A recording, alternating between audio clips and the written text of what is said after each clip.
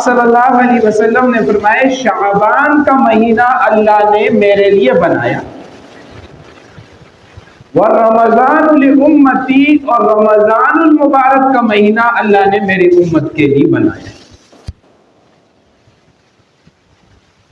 تو شعبان اور رجب یہ دونوں مہینے بھی 4 عظمت والے مہینوں کے اندر داخل ہے، اور رجب کے اندر جو گزشتہ 2 جمعے معراج سے متعلق بات ہوئی، شعبان کا مہینہ ہے رمضان سے پہلے کا مہینہ۔ اس مہینے کے اندر شعبان شعب سے ہیں، شعب کے معنی آتے ہیں درخت کے ٹہنیاں، یا شعب کے معنی ہوتے ہیں بکھرے ہوئے پھیلے ہوئے چیزوں کو کہا جاتا ہے۔ تو شعبان کے اندر اللہ رب العزت نیکیوں کو، بھلائیوں کو، خیر کو پھیلا دیتے ہیں، بکھیر دیتے ہیں، اور یہی ہوتا ہے کہ ایک ذمہ دار آدمی اپنی زمین کے اندر پہلے بیج بکھیرتا ہے، پھر کچھ عرصے بعد اس کے پھل کو سمیٹنا شروع کر دیتا ہے۔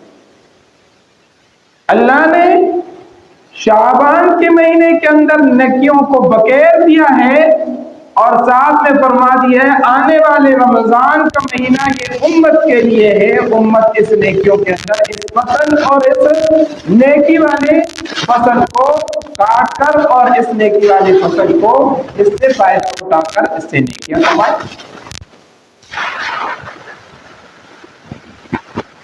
تو شعبان کا مہینہ یہ عظمت اور فضیلت والا مہینہ ہے۔ ایک تو اس کے اندر جیسے بعض روایات سے معلوم ہوتا ہے کہ 15 تاریخ کو بہت زیادہ فضیلت ہے، جس کو شب برات کہتے ہیں فارسی کے اندر، اور عربی کے اندر لیلۃ نصف شعبان، شعبان کے مہینے کے آدھے مہینے کی رات، یعنی 15ویں رات جس کو کہا جاتا ہے۔ اس رات کی اپنی عظمت ہے، اور اصولی طور پر اللہ رب العزت نے اس شعبان کے مہینے کو رمضان کے مہینے کا مقدمہ بنایا ہے، اول حصہ بنایا ہے۔ اسی حضرت عائشہ صدیقہ رضی اللہ تعالیٰ عنہ فرماتی ہے رسول پاک صلی اللہ علیہ وسلم شعبان کے اندر کثرت کے ساتھ روزے رکھتے، حتیٰ کہ ہم سوچتے کہ اب اللہ کے پاک پیغمبر لگاتار روزے رکھیں گے، لیکن درمیان میں پھر آپ افطار کر لیتے، اور کبھی کے بار آپ لگاتار افطار کرتے کہ ہم سمجھتے ہیں اب آپ صلی اللہ علیہ وسلم روزے نہیں رکھیں گے۔ لیکن شعبان کے مہینے میں آپ صلی اللہ علیہ وسلم کثرت سے روزہ رکھے کرتے، اور حضرت عائشہ صدیقہ رضی اللہ تعالیٰ عنہ فرماتی ہے جب شعبان کا مہینہ آتا اللہ کے پاک پیغمبر اپنی لونگی کو کس لیتے اور ہم سے کنارہ کشی اختیار کرتے، اور اللہ کی عبادت کے اندر اور کثرت اختیار کرتے اور کثرت کے ساتھ عبادت کیا کرتے۔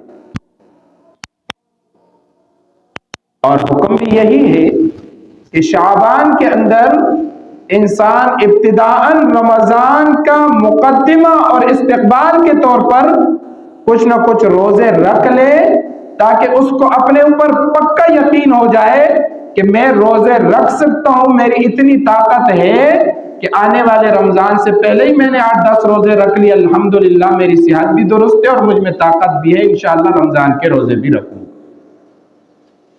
اور اس استقبال اور کسی چیز کی طرف اپنی توجہ رکھنا اور اس کا انتظار کرنا، یہ اس چیز کی عظمت کو بڑھا دیتا ہے، اس نیکی کے مرتبے کو بڑھا دیتا ہے۔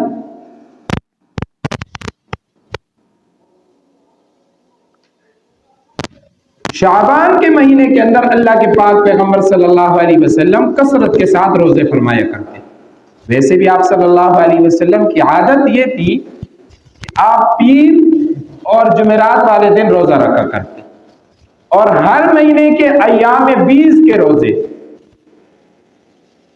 13، 14، 15 تاریخ کا روزہ آپ صلی اللہ علیہ وسلم رکھتے۔ لیکن شریعت کا حکم کیا ہے؟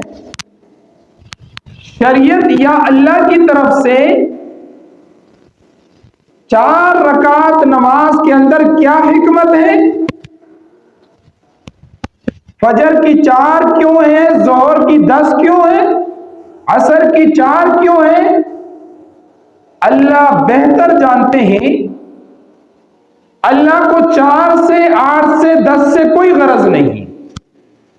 اللہ صرف دیکھنا چاہتا ہے کہ میرا بندہ میری حکم کی تعمیل کس طرح کرتا ہے، میرے حکم کو یہ بندہ کس طرح مانتا ہے۔ اللہ اس بات کو دیکھتے، اللہ کو عبادت کی کوئی ضرورت نہیں۔ اسی بنا پر شعبان کے اخیر راتوں کے اندر، اخیر دنوں کے اندر آپ صلی اللہ علیہ وسلم نے روزہ رکھنے سے منع فرمایا۔ 28، 29، 30 کو روزہ نہ رکھا کرو۔ کیوں؟ کوئی گناہ کا کام ہے یا کیا معاملہ ہے؟ نہیں۔ کیوں؟ اس لیے کہ آنے والے رمضان کے مہینے کے اندر جب آپ روزہ رکھیں گے اور مثلا رمضان کے 29 روزے ہو گئے تو آپ کہیں گے میں نے تو 31، 32 رکھ لیے، میں نے پچھلے مہینے کی بھی 2 روزے رکھے۔ دکھانا چاہتا ہے کہ مجھ میں طاقت ہے جی، 30، 29 کیا ہے، میں 32 بھی رکھ سکتا ہوں، کیوں میں نے پچھلے مہینے کے 27، 28، 29 نہیں رکھ لی؟ اللہ کو کسی کی طاقت دیکھنے کی ضرورت نہیں، اللہ یہ دیکھتے ہیں کہ میرے حکم پر کتنا چلتا ہے۔ اور یہی حکمت، ہاں یہ الگ مسئلہ ہے، ایک آدمی کی عادت ہے وہ ہر جمعرات کو روزہ رکھتا ہے، اب اتفاقاً شعبان کے مہینے کی آخری جمعرات 28، 29 شعبان کو آ گئی، اس کو اجازت ہے وہ روزہ رکھے، کوئی مسئلہ نہیں، کیونکہ وہ اپنی عادت کے مطابق رکھ رہا ہے، اپنی طاقت نہیں دکھانا چاہتا ہے۔ یہی حکمت ہے رمضان کے مہینے کے اندر سحری کرنے کی۔ اللہ نے یہ نہیں فرمایا میاں صاحب آپ کا پیٹ بھرا ہوا ہو تو آپ سحری کے لیے نہ اٹھیں، یا جی آپ رات کو افطاری کے وقت اتنا کہا جائے کہ مجھے کل تک ضرورت نہیں۔ آپ صلی اللہ علیہ وسلم نے فرمایا سحری کے لیے اٹھنا یہ میری سنت ہے، باقی کھانا پینا یہ تو آپ کی خواہش ہے، آپ کا پیٹ بھوکا ہے تو آپ کا ہے، بھوک نہیں لگی ہوئی تو آپ 1-2 گھونٹ پانی پی لیں، کھجور کھا لیں بس۔ لیکن یہ جو اٹھنا ہے یہ اللہ کے سامنے اپنی عاجزی دکھانا ہے، یہ میری سنت۔ پھر اللہ کے پاک پیغمبر صلی اللہ علیہ وسلم نے فرمایا جب افطار کا وقت آ جائے تو افطاری میں جلدی کیا کرو، یا اللہ صبح سے لے کر مغرب تک 8 گھنٹے روزہ رکھ لیا، 4-5 منٹ اور رکھ لیں گے زیادہ ثواب ہوگا، فرمایا نہیں۔ اللہ نے فرمایا جلدی افطاری کرو، وجہ کیا ہے؟ یا اللہ مجھ میں طاقت نہیں ہے، میں عاجز ہوں، میں تو 1 گھنٹے کے بعد اگر مجھے کوئی چیز مل جائے تو میں اس کے کھانے کے لیے تیار ہوں۔ یا اللہ یہ تیرا حکم تھا، بس صرف تیرے حکم کو سامنے رکھ کر مغرب کی اذان تک بمشکل اپنے پیٹ کو روکا، یا اللہ تیری طرف سے اجازت ہے تو کھانا شروع کر دو فوراً۔ لیکن اگر ہم کہیں گے نہیں جی پہلوان آدمی ہوں، جوان آدمی ہوں، خیر ہے میں 10 منٹ بعد میں افطار کر لوں گا، تو یہ اللہ کو اپنی طاقت دکھانا ہے، اللہ کے مقابلے میں کھڑا ہونا ہے۔ یا اللہ آپ نے تو مغرب کی اذان تک روزہ فرض کر لیا، میں اس سے اضافی وقت بھی روزہ رکھ سکتا ہوں۔ اللہ کو یہ چیز پسند نہیں ہے طاقت دکھانا، اللہ کو یہ پسند ہے کہ میرے حکم کی تکمیل کتنی کرتا ہے، میرے حکم کو کتنا پورا کرتا ہے۔ فرمایا کہ ماہ شعبان کے اندر اللہ کے پاک پیغمبر صلی اللہ علیہ وسلم پہلے سے تیاری کر لیتے اور ہر قسم کی برائیوں سے بچنے کی تعلیم. ماہ شعبان یہ رمضان کا مقدمہ ہے.